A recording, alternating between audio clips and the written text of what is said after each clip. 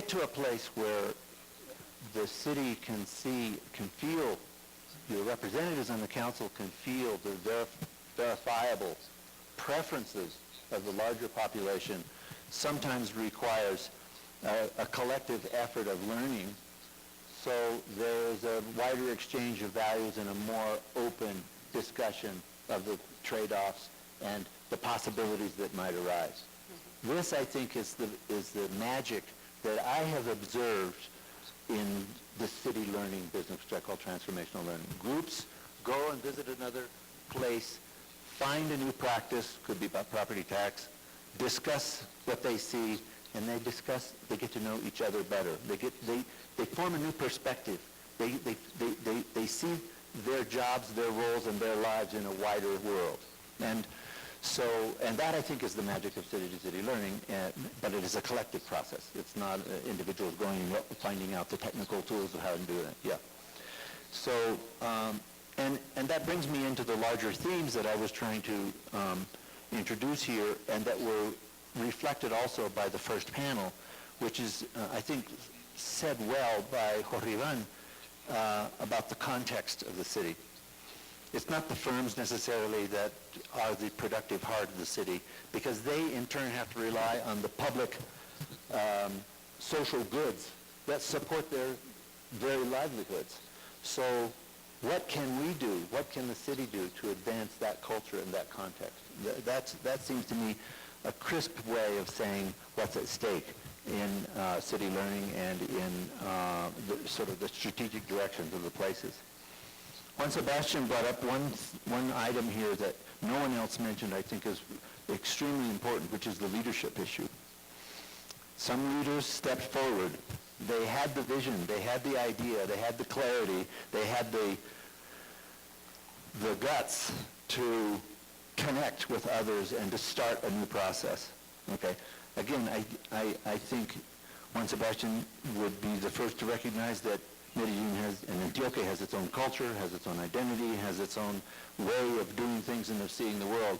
But there's something to learn from that process, I think, particularly since so much has been said about confianza and trust in the, let us call them the leadership elites in Bogotá. There were several mentions also, and now you see I'm looking across both panels to try to summarize a little bit, and then maybe we lead to questions. I don't know. I need guidance here from Alfredo. Si me puede dirigir lo que debemos hacer después de esto, después mismo. That connecting, forming alliances between and among cities. All five can fit in Bogotá. That's true, but each of them has a separate identity and a separate destiny, and these things have to be, you'll have more strength together than any one of you singly, particularly in a global market.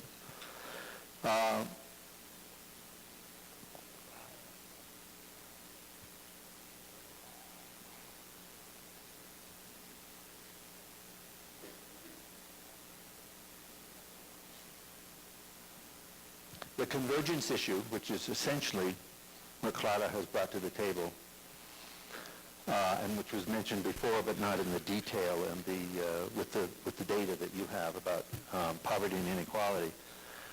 But I think it was Jorge Ivan brought this up, is that without achieving some progress in those areas, the very legitimacy of governance is questioned.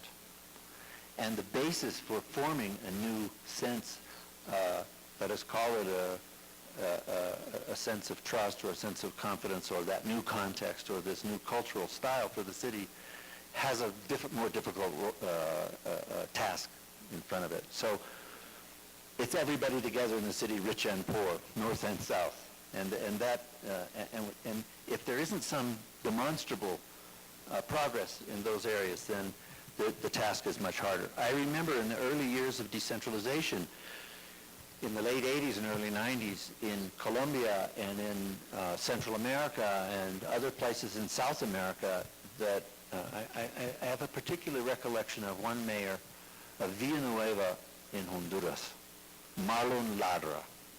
Marlon Ladra era un alcalde que 3 veces aumentó el impuesto sobre la propiedad. 3 veces. Y le dice a todo el mundo, mira, estoy haciendo esto en contrato con ustedes.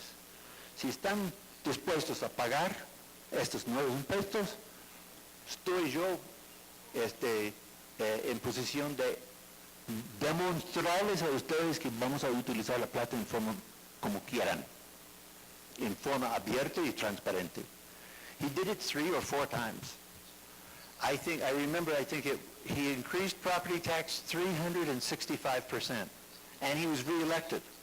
Okay, so that shows you, if the voter taxpayers see some effect of what the government is doing, and it's obvious here in these cifras that you're seeing that here, then that convergence is easier to achieve.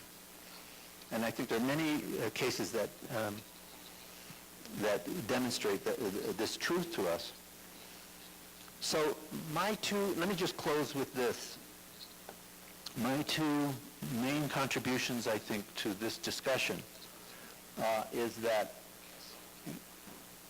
I'm bringing as a message to you observations of, well, let's call it 40 years of work in urban development, and the last 5 years of very focused work on this, on city-to-city learning, on transformative learning, which culminated in the book. And it showed a couple of things. One, cities are beginning to take a new role on the globe, okay? As the national boundaries recede, as national powers recede with globalization and liberalized trade, it's the city regions that are the next features on the geoeconomic landscape are going to be the ones that attract the investment. And cities know this. We heard it in many ways today.